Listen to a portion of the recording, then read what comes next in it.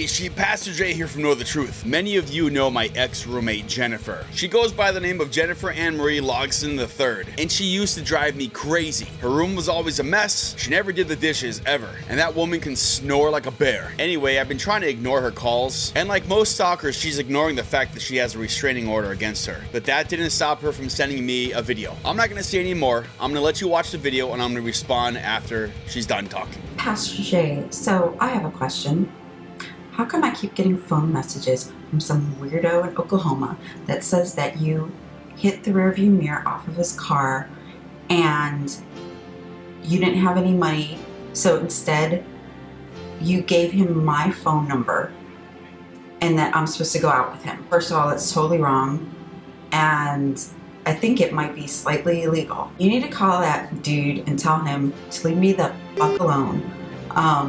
And don't do this again. It's just like that time you tried to sell me on eBay. I told you, to keep me out of everything. I just don't want to have anything to do with it. I can't get a hold of you. I call you, I text you, and you don't call me back. And I know it's because you owe me 53 cans of Parmesan cheese, and I want that Parmesan cheese. You owe it to me. I don't want the cheap stuff either. I want the crap, green bottle, you know, the little window where you can see the Parmesan cheese in it. That's the one I want. Finally, you freaking took the last tube of toothpaste. I ran out last night and I went in the drawer to get a tube of toothpaste and you freaking took it. What kind of sociopath does something like that? Didn't even bother to tell me. One other thing, this does not spell no. It spells I don't even know what it spells. So you need to fix that because it's really annoying the hell out of me. I'm gonna block you from Facebook so I don't have to see this crap anymore. I mean, the spelling just annoys the hell out of me. Also, those brown Skechers, you said you left here and you want me to send to you. Can't find them anywhere. I'm sorry. So I won't be mailing them to you. I know they were your favorite shoes, but just can't find them. So sorry about that. And one last thing for all your sheeple or whatever the hell, all your flock of people that actually like watch your video, I just wanted to say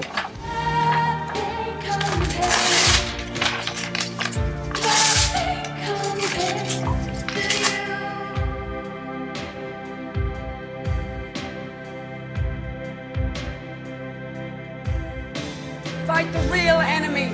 Fight the real enemy. Thanks. Freaking send me my Parmesan cheese, mother.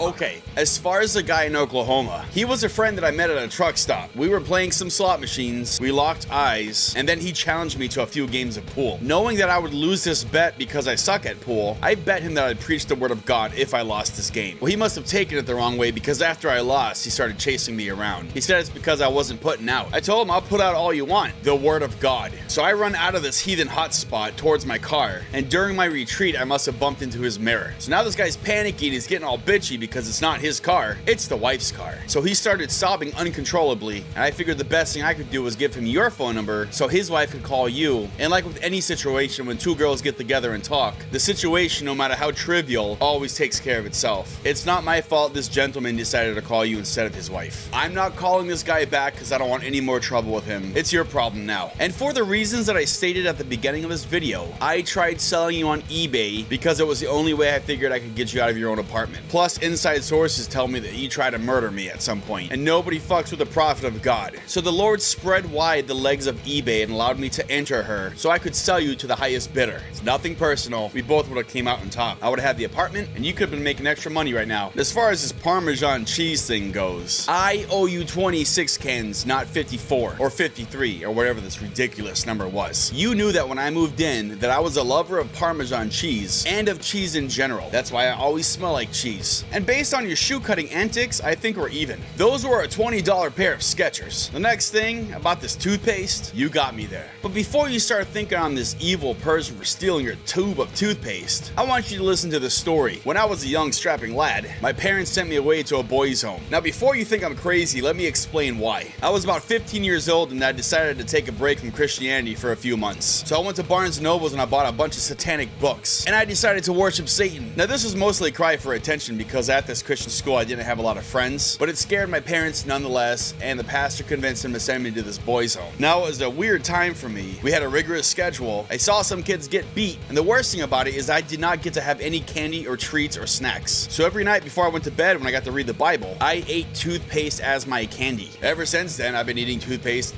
as my candy. So it is an addiction. I'm not a monster. If you want to hear a sorry, Sergeant, I'll never do it again. Now, I know I spelled Know the Truth wrong, but there's a reason behind it. It's an acronym. It stands for Keeping Our New Wisdom to Harbor Enlightenment Through Radical Underlying Truths. Now, don't ask me to explain that in this video. I'll explain it some other time, but there is a meaning behind it. So the joke's on you for trying to bash me on my spelling. And let me get back to the shoes for a second. The ones that you disgraced that I paid 20 bucks for. The joke's on you. I have an incurable foot fungus, so your hand's gonna rot off in a few weeks. So sorry. And my final words to you, touche on the paper ripping, but you're responsible now for killing a tree. Never forget that, heathen. And despite our differences, I miss you, damn it. Thanks for watching, Jennifer. You're now one of the flock.